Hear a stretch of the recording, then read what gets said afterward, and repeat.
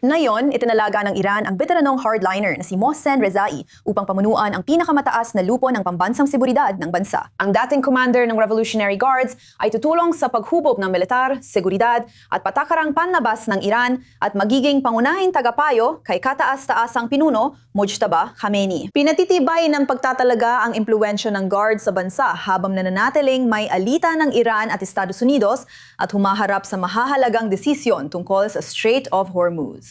Ipinapahiwatig ng hakbang na ito na pinagtitibay ng Tehran ang kontrol ng mga hardliner sa halip na magtungo sa mas moderatong direksyon.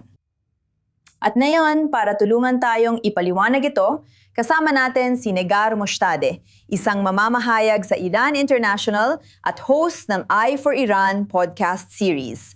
Maraming salamat sa pagsama sa amin. Sabihin mo sa amin, sino si Mohsen Rezai? At ang pagtatalaga ba na ito ay talagang nagpapalakas ng impluwensya ng Guard sa mga desisyon o pinaporma lang ito ang kapangyarihang dati ng naroon?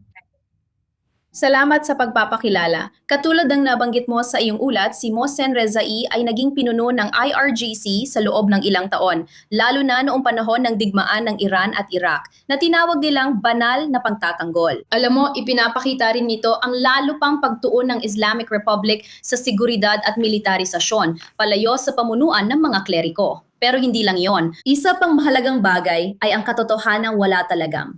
Paglilipat dito ngayon, patungo sa mas batang henerasyon ng mga revolusyonaryong gwardiya. Talagang pinatatatag nito ang matandang hanay kung tutuusin. Ipinapakita rin nito kung saan patutungo ang rehimeng Iranian pagdating sa Strait of Hormuz, gaya ng nabanggit mo sa iyong ulat. Sinabi ni Mohsen Rezai na ang kontrol sa Strait of Hormuz ay mas mahalaga kaysa sa 12-12 ng bumbang atomika. Kaya napakalaki ng papel ng Security Council, napakahalagang papel pagdating sa seguridad ng bansa at patakaran panlabas. Si Mohsen Rezai ay talagang napaka-revolusyonaryo, napaka-ideologikal. Pero alam mo, may ilang pananaw din na nagsasabing baka gusto rin nilang magkaroon ng isang uri ng negosasyong kasunduan. At kung gagawin nila, kung may tao na iginagalang talaga ng mga hardliner, baka mas kaya niyang kumbinsihin ang iba na tanggapin ito kaysa sa mga nasa mas moderatong reformistang paksyon na hindi magagawa. At baka kaya niyang tapusin ang debat, kumbaga. Talagang interesting itong punto na ito dahil parang taliwas ito sa kung ano ang tila pinakasimpleng dahilan. Pero itong appointment na ito, may sinasabi ba ito tungkol sa estratehiya ng Tehran pagdating sa paghahanda para sa posibleng mas matinding komprontasyon o pagpapalakas ng kanilang posisyon bago ang mga posibleng negosasyon? Pwede itong pumunta sa kahit anong direksyon. Maaring ibig sabihin nito na sinusubukan niyang kumbinsihin ang mga hardliners sa kasunduang ito.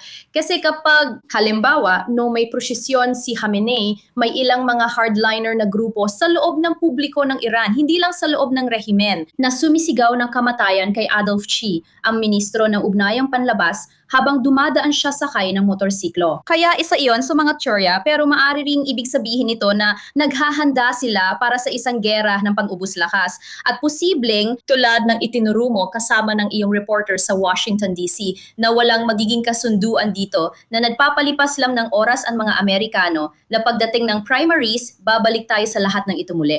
Kaya maaring naghahanda sila, alam na alam nila kung ano ang posibleng intensyon ng Estados Unidos. At ang rehimen ng Iran naman, ayaw talaga nilang bitawan ang kontrol sa Strait of Hormuz, na ironic dahil hindi rin naman talaga nila kontrolado yon bago ang digmaan. Pero isang interesting na aspeto dito na hindi pa natin nababanggit ay ang katotohanang sinuportahan talaga ni Reza si Kalibaf noong halalang pampanguluhan noong 2024 at hindi niya sinuportahan ang tinatawag na ultra-hardliner na si Jalili, na siyang naging pangunahing katunggali ng kasalukuyang presidente, si Masoud Pezeshkian. Kaya may interesting na political na aspeto doon. Pero sa kabila nito, dalawang prominenteng tao tulad ni Kalibaf at Rezae, kaya ba nilang balansehin ang isa't isa o mag-aaway ba sila? Sa huli, ang mga lalaking tulad nila ay gustong maging hari balang araw. Sige, at nabanggit mo kung paano ito pwedeng humantong sa mas maraming pag-uusap o kabaligtaran nito. Pero kung makikita natin na naapektuhan nito ang mga pakikipag-usap sa Estados Unidos, paano natin makikita ang mga pagbabago o ang impluwensya ng ganitong tao sa likod ng mga pag-uusap?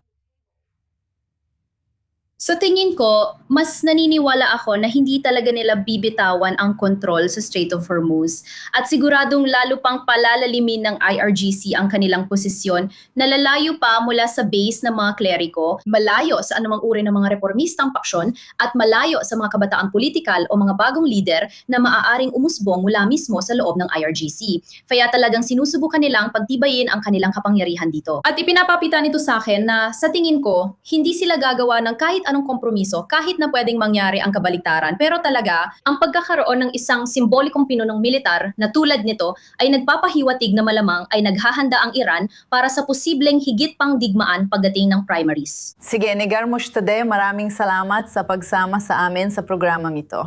Ikinagagalak ko.